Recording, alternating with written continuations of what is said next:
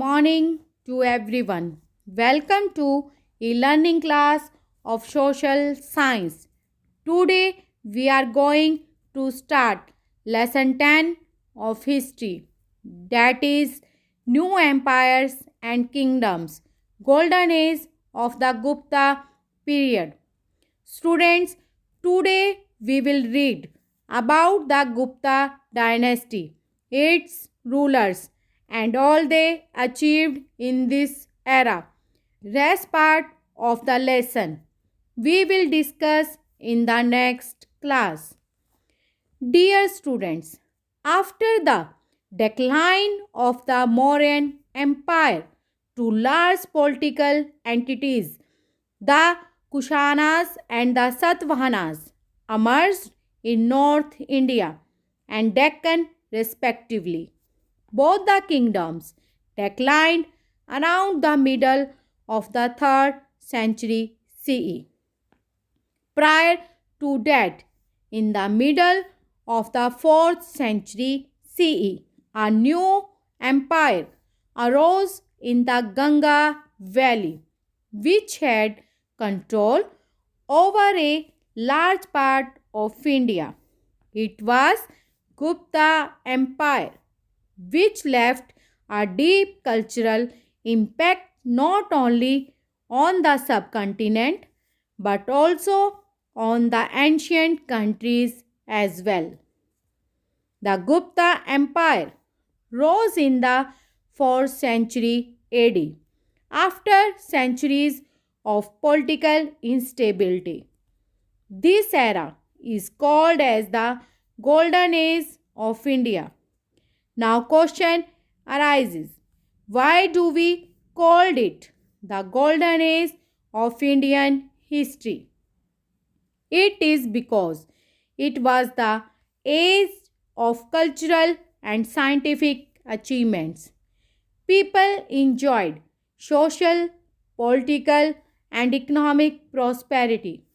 This period marked as the revival of Hinduism and Sanskrit literature. Hence, it is called the Golden Age of Indian history. We get information about this dynasty from the inscriptions, coins, monuments, and literary evidences. The rock cut temples of Ajanta, Britt Temple in Kanpur, Devgarh, and Jhansi give us good insights of Guptas.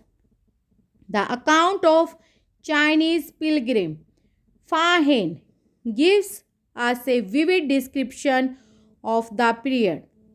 Abhijan Shakuntalam and Meghadutam, written by Kalidas, provide a glimpse about the socio-economic condition prevailing in the period. From 320 to 540 century CE, Gupta rulers ruled over India with Patliputra as their capital. Chandragupta I was the first important ruler of this dynasty. He ruled from 320 CE to 335 CE. Initially, he had control only over Magadh, but he extended his empire by matrimonial alliance and conquest. He married the Lichvi princess Kumara Devi and gained in prestige. He further extended his empire by conquering neighboring states like Audh, Tilhut, Bihar, and Allahabad. He assumed the title of Maharaja Adhiraj, which means King of Kings. Chandragupta I was succeeded by his son Smudragupta. He ruled from 335 CE to 375 CE. Samudragupta the Great is known through coins issued by him. These were of 8 different types and all made of pure gold. Smudragupta followed the policy of conquest and expansion and has rightly been called the Napoleon of India. In northern India, he defeated the Naga kings of Mathura, Gwalior, Abhichatra, and rulers of Kota. His empire extended from river Brahmaputra in the east to river Yamuna and Chambal in the west, and from the Himalayas in the north to the Narmada in the south. He is known for the performance of the Ashwamedh rite to assert his political supremacy, and he issued coins on that occasion. The achievement of Smudragupta have been commemorated in Harisena's Prayag Prashasti, written in Sanskrit.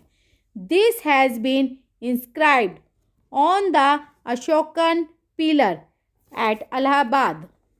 Smudragupta was a great poet and lover of music. The gold coins, which depict him playing on the veena, show his passion for music. During the reign of Smudragupta, most parts of India were under the rule of the Guptas. He was the flower of Hinduism but was tolerant towards other religion, as he permitted the king of Sri Lanka, Meghavarman, to construct a Buddhist temple at Gaya. Next ruler of the Gupta dynasty was Chandragupta II. Chandragupta II succeeded Smudragupta.